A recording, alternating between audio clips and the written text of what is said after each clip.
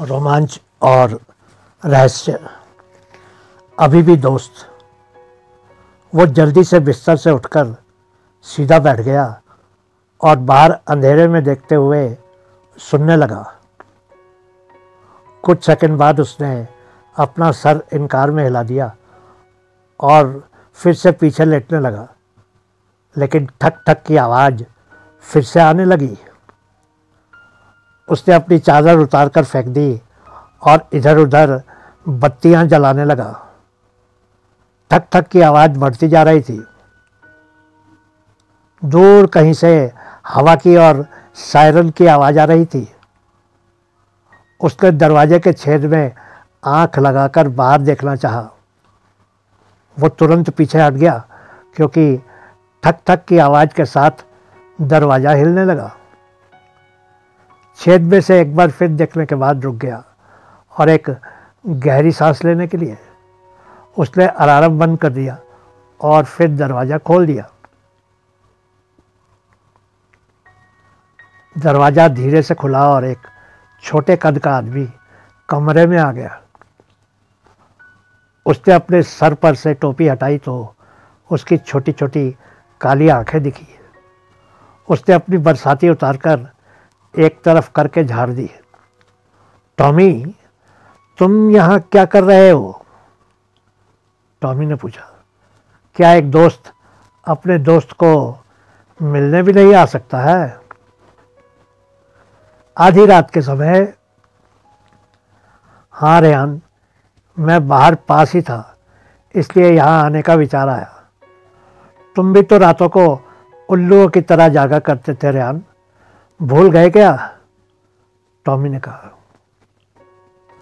कमरे के पर्दे में से बाहर चमक रही लाल और नीली बत्तियां दिख रही थी।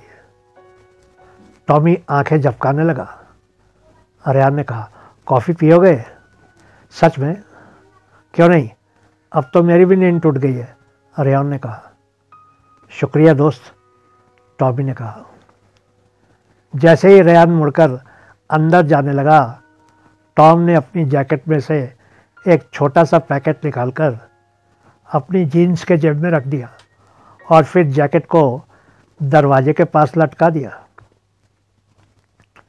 टॉमी ने अपने काम वाले जूते उतारे और फिर रेहान के पास रसोई में चला गया।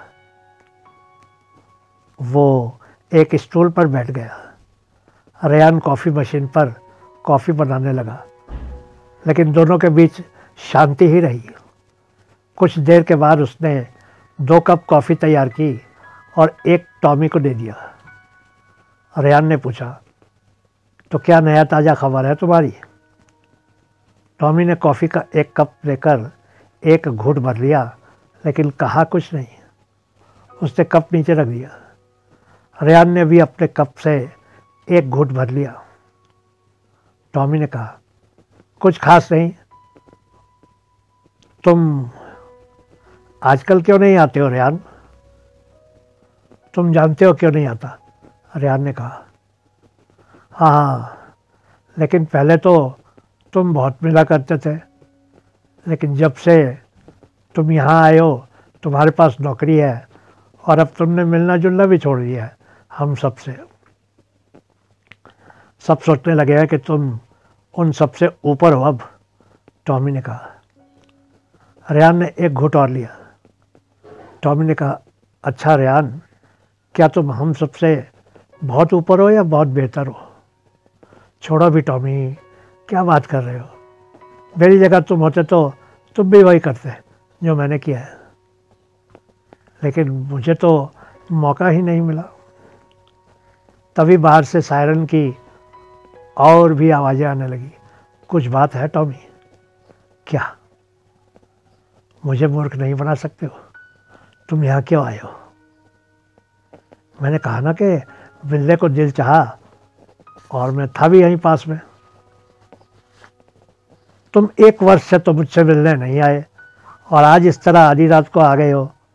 बाहर बरसात हो रही है और पुलिस की गाड़ियाँ मोहल्ले में चक्कर लगा रही हैं।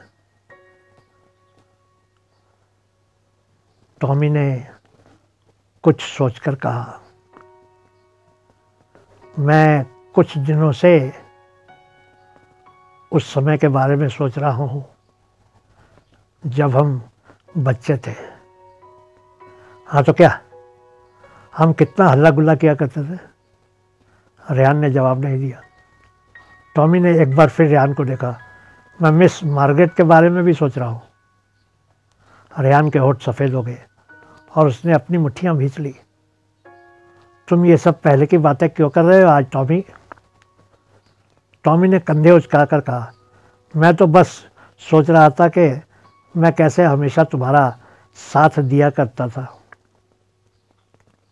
हम दोनों दोस्त थे और तुमने ही कहा था कि जीवन के अंत तक हम दोनों दोस्त ही रहेंगे। रेहान चुपचाप टॉमी को घूरता रहा। 1 मिनट बीत गया। मैं बर्बाद हो गया हूँ रेहान। रेहान कुछ कहना चाहता था पर वो रुक गया। बाहर से आवाज़ें फिर आई। दरवाजे पर दस्तक की। वो जल्दी से खिड़की से बाहर देखने लगा। पड़ोस में 2 पुलिस वाले खड़े थे, 2 दरवाजे छोड़कर। एक पुलिस वाला पड़ोसी के दरवाजे पर दस्तक दे रहा था। रेहान ने कहा, वो लोग पास ही हैं। पुलिस वाले रेहान के पड़ोसी से कुछ बात कर रहे थे। टॉमी तुरंत ही पीछे हट गया और धीमे से बोला, बत्तियां बंद कर दो रेहान। खिड़की से पीछे आते हुए रेहान ने घूर कर टॉमी को देखा।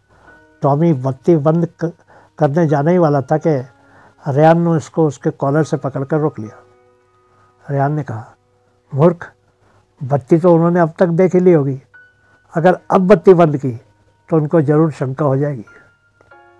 ठीक है ठीक है। रेहान टॉमी को धकेलता हुआ गलियारे में ले गया।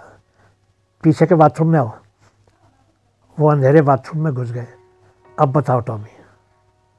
वो बस एक दुर्घटना ही थी। हाँ, ऐसा ही कहते हैं सब। तुम जानते हो कि क्रैग की उस मॉल में नौकरी है? टॉमी ने कहा, हाँ जानता हूँ। क्रैग हमको सूचना देता था उन ग्राहकों के बारे में जो सबसे महंगी चीज़ें खरीदते थे। रेहान ने कहा, तुम सब मूर्ख ही हो। सब ठीक चल रहा था। हम सिर्फ उन अमीरों के घर में जाते थे और चुपके से महंगी चीज़ लेकर बाहर आ जाते थे, बड़े आराम से। टॉमी ने कहा, और आज बरसात की रात में तुम किसी अमीर के घर में घुसे ये सोचकर कि आराम से काम हो जाएगा। क्रैग ने हमें बताया था कि वो परिवार उस शाम को शहर से बाहर जाने वाला था। दिन के समय मैंने उस परिवार के लोगों को अपने सूटकेस गाड़ी में रखते हुए भी देखा था। रास्ता बिल्कुल साफ था। टॉमी ने कहा, तो फिर क्या हुआ? रात को जब मैं उसके घर में घुसा तो पति घर पर नहीं था, लेकिन पत्नी थी। जैसे ही मैं बिना किसी चिंता के उसके बेडरूम में घिसा तो देखा कि वहाँ पर थी। मुझे देखते ही वो चिल्लाने लगी।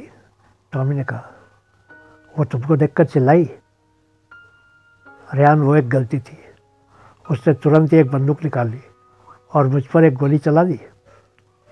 मैं बंदूक लेने के लिए उस पर झपट पड़ा और फिर, हे भगवान टॉमी। टॉमी चुप था। रेहान ने कहा, क्या वो औरत मर गई? वो एक दुर्घटना थी। और फिर तुम मुझे भी फंसाने के लिए मेरे घर आ गए। वो घर जिसमें मैं चोरी करने वाला था सिर्फ कुछ ही दूरी पर था, इसलिए मैं यहाँ आ गया। तभी रेहान के घर के दरवाजे पर जोर की दस्तक हुई। रेहान ने बाहर देखा और फिर कहा, क्या तुमने उसके गहने चुरा लिए थे? नहीं नहीं, मैं घबरा कर बाहर भाग गया, उस औरत को वहीं अंदर छोड़कर। तभी दरवाजे पर एक और दस्तक हुई। अच्छा ठीक है, तुम बाथरूम में रहो और पर्दे बंद कर लो, रेहान ने कहा। रेहान ने बाथरूम का दरवाज़ा बाहर से बंद कर दिया और घर का मुख्य दरवाज़ा खोलने चल दिया। एक अफसर ने कहा, जी गुड इवनिंग, मैं अफसर फिट्ज हूँ, माफ़ कीजिएगा आपको आधी रात को जगा लिया। रेहान ने कहा, कोई बात नहीं, मैं जाग ही रहा था। फिट्ज ने कहा, लेकिन इतनी रात को क्यों जाग रहे थे आप? बस यूं ही, नींद नहीं आ रही थी, क्योंकि बाहर आपकी पुलिस की गाड़ियों के सायरन बज रहे थे, रेयान ने कहा। तभी दूसरे अफसर ब्रायंट ने कहा, आप जरा घर से बाहर आ जाइए, कुछ बातें पूछनी है आपसे। देखिए, मेरे पड़ोसी मेरे इतने नज़दीक भी नहीं है। ठीक है, कुछ कपड़े पहन लीजिए और बाहर आ जाइए। जी ठीक है अफसर। रेयान ने दरवाज़ा बंद कर दिया और तुरंत ही बाथरूम की तरफ गया। उसने पैंट्स उतार ली जो दीवार पर लटक रही थी। तुम यही बाथरूम में रहना टॉमी, मैं पुलिस वालों से जान छुड़ा कर आता हूँ। रेयान बाहर आ गया और पुलिस वालों ने कुछ प्रश्न पूछने शुरू कर दिए। कुछ देर के बाद पुलिस वाले चले गए। रेयान अंदर आ गया, लेकिन उसने एक बार फिर से दरवाजे के छेद से बाहर देखा। कुछ देर के बाद वो टॉमी के जूते और उसकी जैकेट लेकर बाथरूम में दाखिल हो गया। ओह गॉड, मैंने पुलिस वालों को सड़क में दूसरी तरफ भेज दिया है। मैंने उनको कहा कि कोई उस दिशा में भाग कर गया था। टॉमी ने गहरी सांस लेकर कहा, शुक्रिया दोस्त, अब हमारा हिसाब किताब बराबर हो गया। जो कुछ तुमने मेरे लिए बचपन में किया होगा, आज मैंने उससे कहीं ज़्यादा तुम्हारे लिए कर दिया है। टॉमी ने हाँ में सर हिला दिया। रेयान ने उसके जैकेट और जूते टॉमी को थमा दिए। वो बाहर आने लगा। रेयान ने मुड़कर टॉमी से कहा, तुम पीछे के दरवाजे से चले जाओ और हाँ, अपने घर जाना, लेकिन किसी को ये नहीं बताना कि तुम मेरे घर पर छुपे थे, समझे तुम? हाँ दोस्त, समझ गया। माफ़ करना यार, मुझे यहाँ आना ही नहीं चाहिए था, टॉमी ने कहा। हाँ वही ठीक होता अगर तुम यहाँ ना आए होते। रेयान उसको लगभग धकेलते हुए ही घर के पीछे के दरवाजे तक ले गया। जैसे ही उसने दरवाज़ा खोलना चाहा, टॉमी ने उसको रोक दिया। रेयान, मैं सच कह रहा हूँ, मैं शर्मिंदा हूँ, मुझे यहाँ नहीं आना चाहिए था, लेकिन मैं जानता था कि तुम मेरी मदद ज़रूर करोगे। सिर्फ तुम ही तो थे जो हमेशा मेरा ख्याल रखते थे। रेयान ने टॉमी को गले से लगा दिया। अपना ख्याल रखना टॉमी। तभी टॉमी ने अपनी जीन्स के जेब में हाथ घुसाया, लेकिन फिर रुक गया। उसने एक एक करके अपने सब जेब देखे, लेकिन वो चीज़ नहीं मिली जिसे वो ढूंढ रहा था। तभी अचानक टॉर्च की तेज रोशनी उस पर पड़ी। हाथ ऊपर करो और घुटने ज़मीन पर टेक दो, हिलना मत। टॉमी ने मुस्कुराकर दरवाजे की तरफ देखा। दरवाज़ा तो बंद था, लेकिन थोड़ा सा खुला होने के कारण बाहर से सब कुछ दिख रहा था। रेयान मुस्कुरा रहा था। उसके हाथ में वो हीरो का हार था जिसको टॉमी अपने कपड़ों में खोज रहा था। बाहर पुलिस वालों ने टॉमी को घेर लिया था। वो समझ गया कि जब पहली बार रेयान ने पुलिस से बात की थी, उसने टॉमी की जान नहीं बचाई थी, उसको फंसाने की योजना पुलिस को बताई थी और उनको घर के पीछे के दरवाजे से आने को कहा था ताकि वो टॉमी को पकड़ सके। 3 करोड़ का वो हार बेचने में रेयान को 1 हफ्ता लग गया। 1 हफ्ते बाद पैसे उसके बैंक में थे और वो एक जहाज़ में बैठा दूर के एक शहर में जा रहा था। टॉमी 10 वर्षों के लिए जेल भेज दिया गया था। बहुत बहुत शुक्रिया।